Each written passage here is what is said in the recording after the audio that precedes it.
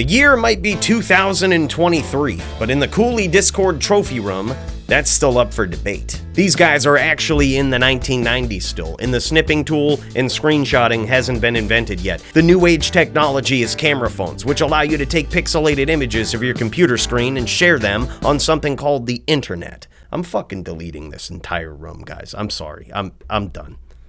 Oh no. I've opened up a time portal to 1993. Get your camera phones ready, boys. TikTok stardom is calling your name.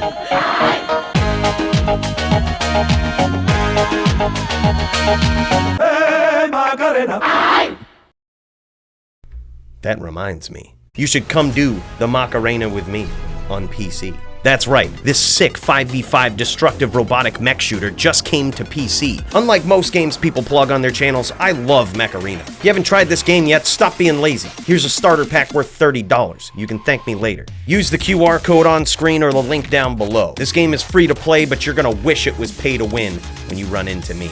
Add me in game with this ID and come find out for yourself. I also need friends too, so there's that.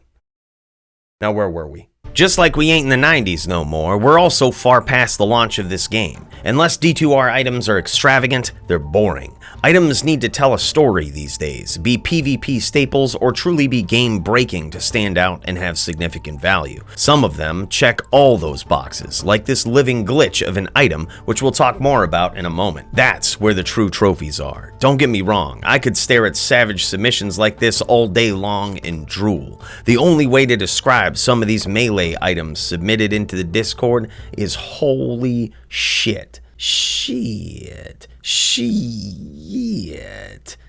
Oh, shit. But the truth is, even melee items need to be insane in PvP, or they're outclassed by items like this.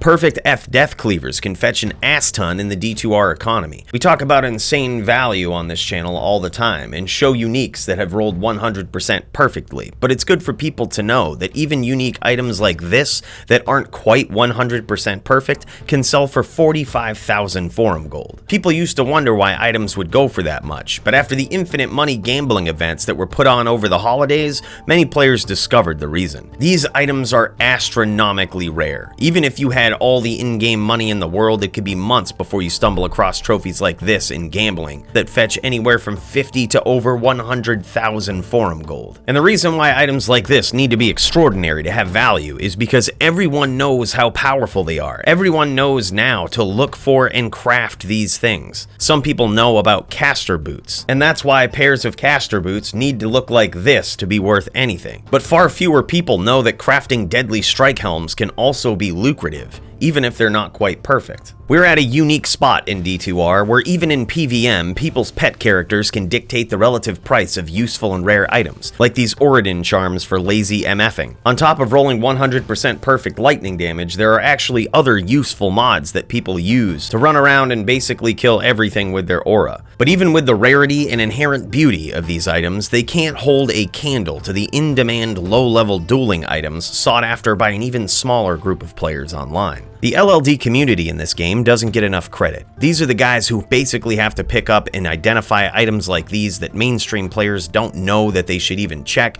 let alone keep because of their value. Most players don't even know that LLD items can practically possess the same power as higher level ones. But more importantly, this community tests the very core of this game and pushes it to its limits in order to push the boundaries of damage output that can possibly be seen on low level characters. And those discoveries can eventually be applied to higher level dueling. We're not talking about what some would consider design glitches, like the new damage output on skills such as Blade Fury that make even claws like this decent now, or the likely unintentional damage output of Shockwave that makes helms like this good now. We're not talking about the weird graphical bugs that seem to be popping up in online items more often now. We're talking about deep-seated glitches that require a profound understanding of the game to abuse them. Let's go back to this armor for a second. I'd like to thank Fax for not only submitting this armor, but giving me some info on why it's broken. This armor is bugged and does way more damage than it actually says on it. While the specifics of this are very complicated, I've put a link in the description detailing the damage breakdown. In D2R, it seems as though non-weapon items with minimum damage might be reading the attribute line as adds damage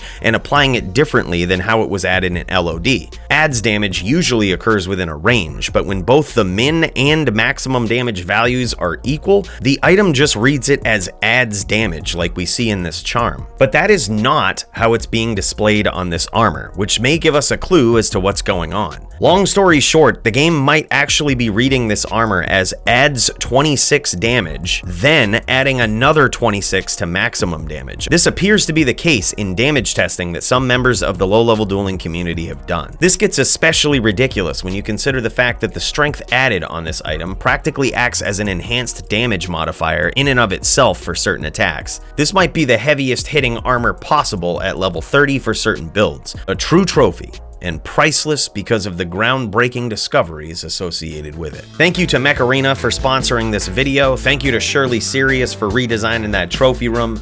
Certainly needed it. And thank you, members of this channel and Cooley Live, for your membership and your support. It really makes all of this juck fuckery possible. From the bottom of my heart, thank you.